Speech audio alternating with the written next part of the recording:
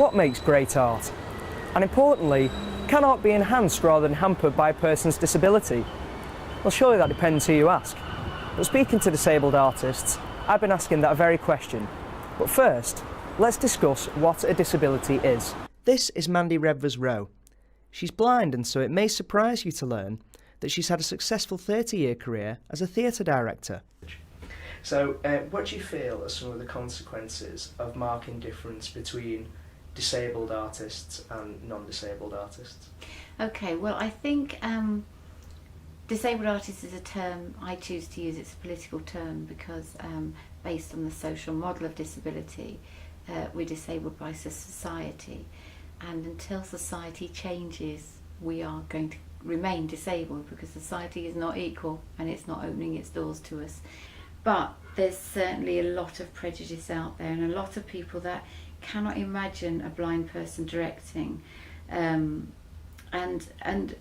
really won't go there. They won't come and see the work. They won't, or if they do, they probably will put it down to somebody else maybe having a hand in it. I don't quite know how people think when they're so closed about ideas like that. Mandy's observations have unfortunately been observed by Scope in a 2014 survey. They found that 2/3 of the British public feel uncomfortable talking to disabled people, while more than 1/3 think of disabled people as not as productive as everybody else. It's also found that 4 in 10 disabled people have been denied a job because of an employer's attitude to disability, and showed extensive evidence of widespread discrimination and hate crime against disabled people. So how do disabled artists overcome these social barriers? To find out, I travelled to Venture Arts. This is a space where disabled people can learn their craft and practice their technique. How important is it that places like Venture exist for people to practice their craft? Yeah, really important, because for lots of people, and for learning disabled people in particular, their avenues to accessing traditional sort of education opportunities are really limited, and so people don't have the opportunity to go and study an art foundation and then go to art school because the support just isn't in place. And I think what's really interesting and valuable about the work that people produce at Venture Arts is that people are making work that they're really directly responds to their passions, and so there's really authentic voice that comes through. To find out more, I spoke to Horace Lyndsay about his work at Venture Arts. He makes art mostly about weddings, pictures taken from his favourite TV shows that display his raw emotions at the time. So what interests you so much about wedding photos? Like, why do you want to work with them? It's a sentimental picture. I watch them on telly. Institutions such as Venture Arts stem the tide of discrimination by providing a place for disabled people to participate in leisure activities. Yet, in daily life, many disabled people can find it difficult to interact with others, which can lead to a feeling of disconnect from society. Kate Mckinnen, however, channels these feelings of disconnect into her award-winning artwork. But the thing that has meant the most to me and has given me the ability to go on working with people with quite strong difficulties themselves is being able to come back and make something beautiful out of nothing, on a bit of paper. It's valuable to me, and even I think some of my work's beautiful. Quite a passionate person, passionate about.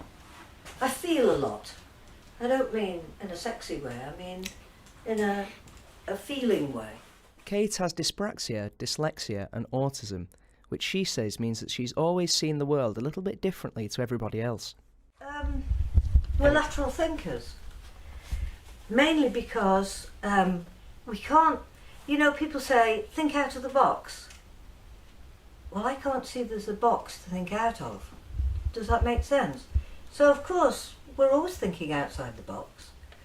And therefore, many of us are lateral thinkers, we think at what other people think of as tangents. But to me, lots and lots of things go together, even though they're seemingly poles apart. So, how can a disability facilitate the need for innovation and aid in the creation of beautiful art? This is Lisa Simpson. She and her interpreters create beautiful choreographed dance, despite the fact that Lisa has limited motion available to herself courtesy of her level 4 multiple sclerosis. This means that she cannot show the dancers the moves she wants them to perform as an able-bodied choreographer would. Instead, Lisa uses the Simpson board, her own invention. Lisa motions to a letter on a clear sheet with the alphabet printed on it once it's held up to her face as a mode of communication. This letter then corresponds to a dance move on the Simpson board, which in turn allows Lisa to bring her vision to life. The end piece is not everything. The whole art process is the art form with Lisa. It's very different from an able-bodied choreographer who can literally in an instant say, I want you to move over there. When with Lisa, we have to work through layers. We have to work the dancers. They have to really figure out what it is exactly that Lisa wants. It's very particular, and it takes a lot of time, and it's very, very detailed. However, like with all innovative artwork, Lisa's unique brand of choreography comes with its own unique set of challenges.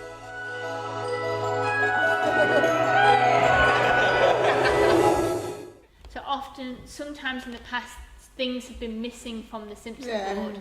Trying to put down on a piece of paper every move in the world that you can possibly do is really, really hard.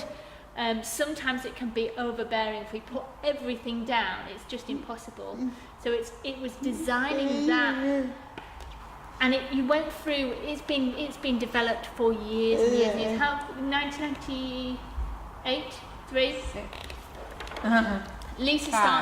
Lisa started looking at the Simpson board in 1995, and we are still developing boards even up to this day.